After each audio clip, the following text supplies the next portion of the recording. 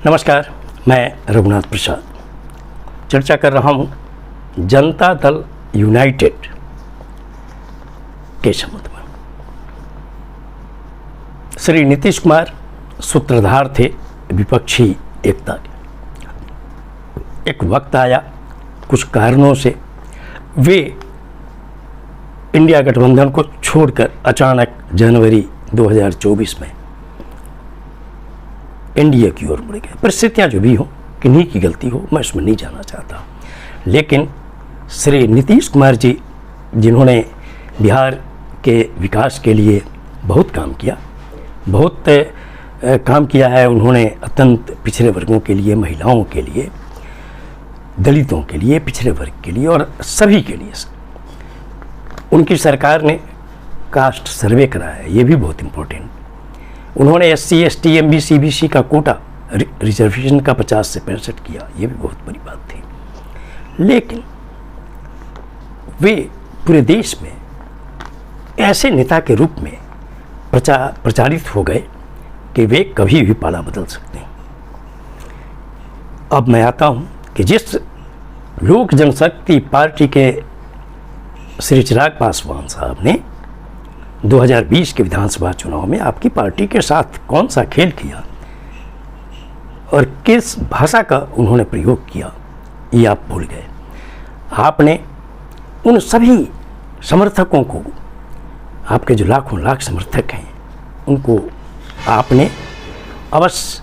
चकित कर दिया कि वैसी पार्टी के साथ भी आपने इस तरह का तालमेल बिठाया। और ऐसा हुआ कि आपकी पार्टी भले 4 सीट हार गई, भारतीय जनता पार्टी 5 सीट हार गई, लेकिन LJP-R जो 5 सीट पर लड़ी वो जीत गई और इसका उनको पुरस्कार भी मिला। लेकिन आपने अपने समर्थकों के लिए नहीं सोचा कि आखिर उनके मन में कितनी बड़ी चोट पहुंची। केंद्र सरकार को आपने समर्थन दिया, चूंकि प्री पोल अलायंस था, लेकिन आपकी पार्टी को भारतीय जनता पार्टी ने कितना सम्मान दिया, जबकि सभी लोग जानते हैं कि आज अगर भारतीय जनता पार्टी को अगर 12 सीट मिल भी गई, लोक जनशक्ति पार्टी के जो 5 सीट जीत गए, जीतन राम मांझी जी चुनाव जीत गए, उसमें नीतीश कुमार जी का जो वोट बैंक है, कोर वोट बैंक, पिछड़े वर्ग में, अति पिछड़े वर्ग में और दलितों के एक बहुत बड़े वर्ग में उसने सपोर्ट किया, जिसके कारण इन दलों की जीत हुई है।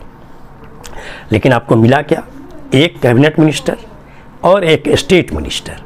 और वो भी जब मंत्रालय का बंटवारा हुआ तो कैसा बंटवारा हुआ, कौन सा मंत्रालय मिला, उस मंत्रालय का भी कितना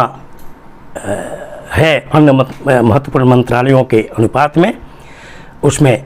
यह दिख गया है कि जनता दल यूनाइटेड को कितनी महत्ता इस एनडीए गठबंधन में मिल रही है। जो MP के टिकट का बंटवारा हुआ, श्री ललन सिंह, जो कि आज से नहीं, JP आंदोलन से जुड़े हुए हैं श्री नीतीश कुमार जी के साथ, और वो समाजवादी धारा के भी हैं, उनके टिकट पर कोई कुछ नहीं कर सकता। लेकिन जिस तरह से सीतामढ़ी और शिवहर में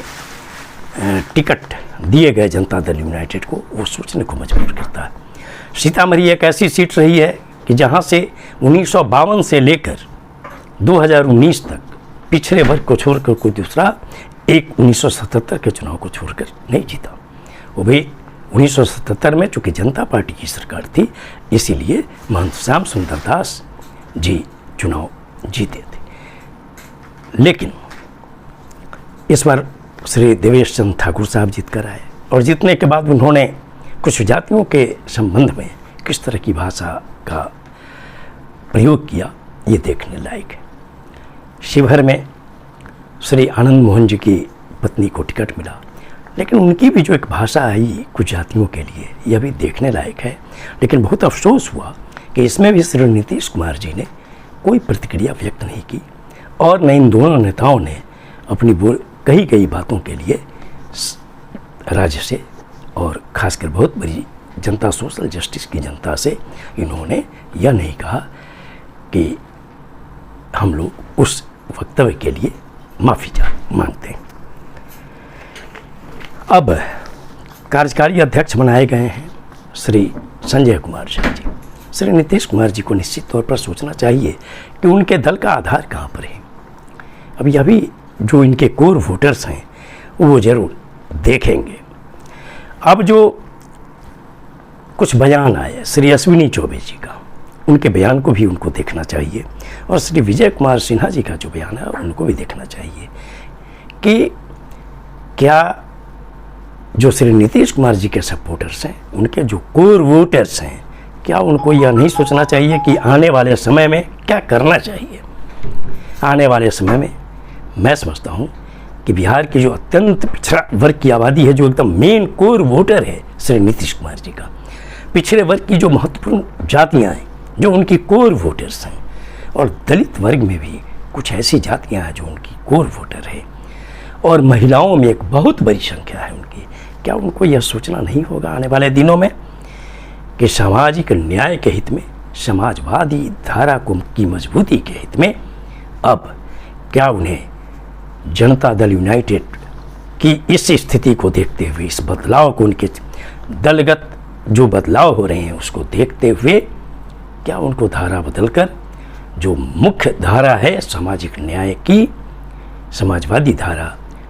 जो निश्चित तौर पर उस गठबंधन के पास जा रही है जिसमें राष्ट्रीय जनता दल है बिहार में, तीनों लेफ्ट पार्टियां हैं और कांग्रेस, यह मैं यक्ष प्रश्न उस कोर वोटर्स के समक्ष रख रहा हूं राज्य के हित में और देश के हित में। और श्री नीतीश कुमार जी से यह अनुरोध है कि अगर एनडीए में आप हैं तो दो विषय, जो कास्ट सेंसस जो नेशनल बेसिस पर होना चाहिए, जो तमिलनाडु विधानसभा ने सर्वसम्मत प्रस्ताव पारित किया है कि 2021 की जो जनगणना अभी पेंडिंग है उसके साथ सभी जातियों की गणना हो, सोशियो इकोनॉमिक और सोशल सर्वे हो, ताकि सभी जातियों के लिए जो उचित जो प्रोजेक्ट बनाए जा सकें विकास के लिए वो हो। और आरक्षण का दायरा जो 50% कैप का सवाल है वो ईडब्ल्यूएस पर लागू नहीं होगा, एससी एसटी ओबीसी पर लागू होगा। इसके लिए भारत जो सत्तारूढ़ दल है उस पर ये प्रेशर पड़ना चाहिए, और विपक्ष चूँकि रिजर्वेशन 50% कैप की बात कर रहा है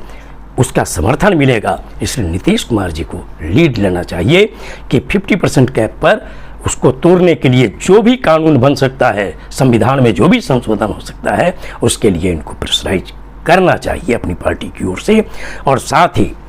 हर हाल में जो बिहार में 65% आरक्षण जो एससी एसटी ओबीसी का किया गया था 50% से बढ़ाकर, उसको जो पटना हाई कोर्ट ने रद्द कर दिया, उसके संबंध में बिहार सरकार को यह चाहिए कि तुरंत ऑनरेबल सुप्रीम कोर्ट में वो अपील करें और ये सत्तारूढ़ दल पर केंद्र सरकार में ये रखा जाए कि इसको 9th शेड्यूल में डालने के लिए अविलंब कार्रवाई की जाए, जिसमें सत्ता पक्ष और विपक्ष सर्वसम्मत प्रस्ताव निश्चित तौर पर पारित करेगा। और इसी में श्री नीतीश कुमार जी की ये पहचान होगी कि क्या एनडीए के साथ रहकर भी आप वास्तव में सेकुलर हैं, सोशलिस्ट हैं और सोशल जस्टिस के इम्पोर्टेंट नायक। ये वीडियो आपको अच्छा लगा हो तो निश्चित तौर पर लाइक करें, शेयर करें। अब तक मेरे चैनल को आपने सब्सक्राइब नहीं किया, सब्सक्राइब करें, बेल आइकन को टच करें ताकि मेरे हर आने वाले वीडियो का नोटिफिकेशन आपको तुरंत मिल जाए। आप सभी लोगों के लिए शुभकामनाएं। धन्यवाद। जय